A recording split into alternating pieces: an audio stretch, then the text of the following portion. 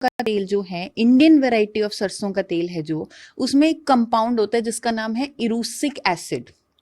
जो हम घर में पेंट करवाते हैं उसमें भी इरूसिक एसिड होता है। जो सरसों के तेल में एक अजीब सी स्ट्रॉन्ग स्मेल होती है, फ्लेवर होता है, जो उसकी यूएसपी है, वो उस इरूसिक एसिड के कारण है। अब विदेशों में आप नेट पर चेक कर सकते हैं, यूरोपियन यूनियन और यूनाइटेड किंगडम में रेगुलेशंस बन चुकी हैं बहुत सालों से। 2003 से रेगुलेशन बनी हुई है कि किसी भी खाद्य तेल में, किसी भी एडिबल ऑयल में अगर 5% से ज्यादा इरूसिक एसिड है, वो खाने के लिए वो मान्य है ही नहीं। उसे हम एडिबल पर्पसेस के लिए यूज नहीं कर सकते। That is non edible in nature. क्यों? क्योंकि उसकी वजह से हार्ट अटैक हो सकता है, उसकी वजह से बहुत सारे हेल्थ इश्यूज हो सकते हैं इरूसिक एसिड की वजह से। और इसीलिए वहां के देशों में 5% से ज्यादा इरूसिक एसिड वाले तेल बैन है। और आप गेस कीजिए हमारे इंडियन मस्टर्ड ऑयल में कितने प्रतिशत इरूसिक एसिड होगा? अब गेस करके देखिए सर, कितने प्रतिशत होगा? थोड़ा गेस कीजिए सर। ऑडियंस से भी मैं कहूंगी वो कमेंट में गेस करके देखे जब तक मैं बताती हूँ। 2-4% में मिनिमम 35%, 55% तक भी है। और ये इंडियन वैरायटी में ही है, उसे कोई मैन्युफैक्चरर निकाल नहीं सकता बाहर। वो उस वैरायटी में ही, जो वैरायटी यहाँ पर बनती है भारत का सरसों का तेल, उसमें 35% से लेकर 55% तक इरूसिक एसिड है। लेकिन प्रतिशत तक इरूसिक एसिड है, लेकिन यहां पर इंडिया में कोई रेगुलेशन है ही नहीं इसको लिमिट करने की। अभी तक एफएसएसएआई ने कोई रेगुलेशन बनाई नहीं है, लेकिन वहां के देश, बाहर के देश बना चुके हैं।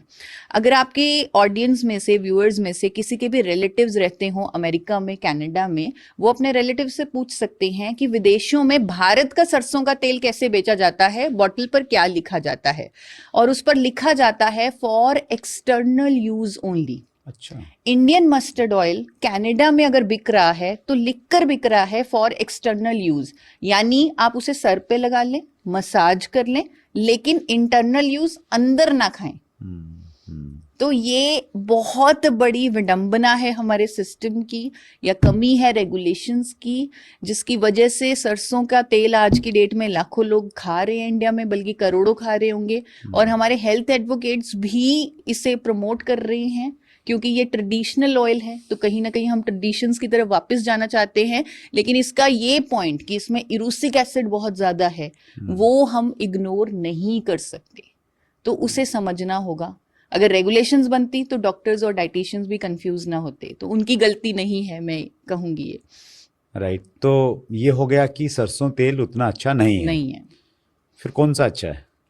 सिर्फ इंडिया में अभी कुछ डेकेड से एक कुकिंग ऑयल आया है, राइस ब्रेन ऑयल।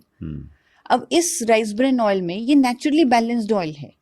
इसमें तीनों तरह का फैट, जो हमें आईसीएमआर और एनआईएन न्यूट्रिशन कहता है कि हमें तीनों तरह का फैट जो हर तेल में होता है, सफा, पुफा और मुफा, तीनों तरह का फैट बैलेंस में लेना है।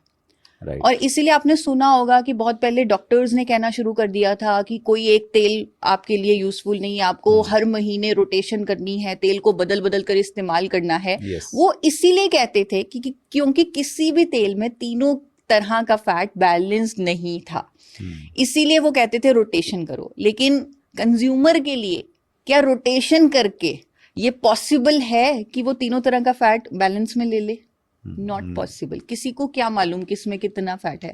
लेकिन ये प्रॉब्लम सॉल्व हो चुकी है।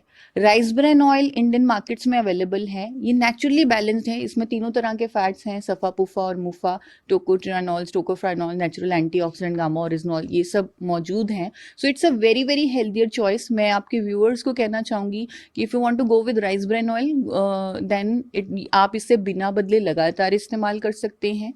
ये आपके लिए एक वन सिंगल कुकिंग ऑयल की तरह यूज किया जा सकता है, आप कर सकते हैं। बट बहुत सारे ब्रांड्स हैं राइस ब्रेन ऑयल के अवेलेबल मार्केट में। Be smart consumer. आज की डेट में हम सब ने स्मार्टफोन तो ले लिए, लेकिन क्या हम स्मार्ट बन पाए? तो हमें स्मार्ट कंज्यूमर बनना है, हमें चेक करना है कि जो ब्रांड हम ले रहे हैं क्या उस पर भारत सरकार का ट्रांस फैट फ्री का लोगो लगा हुआ है, बिकॉज आई वांट कि जो हम ऑयल यूज करें उसमें ट्रांस फैट ना हो। तो ट्रांस फैट फ्री का भारत सरकार ने एक लोगो बना दिया है रेड एंड ब्लैक कलर का।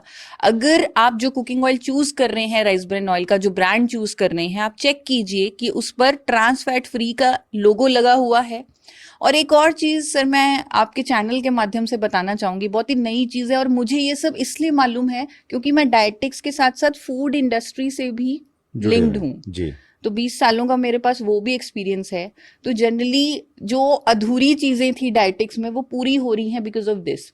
अभी लेटेस्ट एक रेगुलेशन आई है कोडेक्स, आप जानते हैं कोडेक्स जो ग्लोबली फूड स्टैंडर्ड्स बनाता है, WHO ने बनाया है। तो अच्छा। कोडेक्स ने 2019 में ये फाइंड आउट किया, ये डिक्लेयर किया, एक नोटिफिकेशन जारी की कि खाने के तेलों को अगर इम्प्रॉपरली प्रोसेस किया जाएगा तो उनके अंदर कुछ कंटामिनेंट्स पैदा होंगे जिनका नाम है GE एंड 3-MCPD।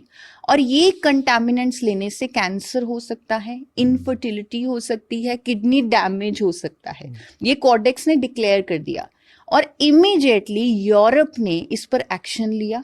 यूरोप ने 23 अप्रैल 2024 में एक रेगुलेशन निकाली और तेलों के खाने के तेलों में GE और MCPD की सेफ लिमिट्स तय की।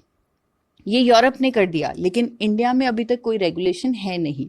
तो आपके चैनल को बहुत बड़े बड़े इंडस्ट्रियलिस्ट भी सुनते हैं, ऑयल मैन्युफैक्चरर्स भी सुनते हैं। तो मैं इस चैनल के माध्यम से सभी कुकिंग ऑयल मैन्युफैक्चरर से निवेदन करूंगी, रिक्वेस्ट करूंगी कि आप GE और 3-MCPD कंटामिनेंट्स को चेक करने के लिए मशीनरी इंपोर्ट करें, क्योंकि इंडिया में अवेलेबल नहीं है। आप उसे इंपोर्ट करें, अपने हर बैच को चेक करें कि क्या सेफ लिमिट्स के अंदर वो कंटामिनेंट्स हैं। यूरोप ने तो स्टैंडर्ड्स बना दिए हैं, आप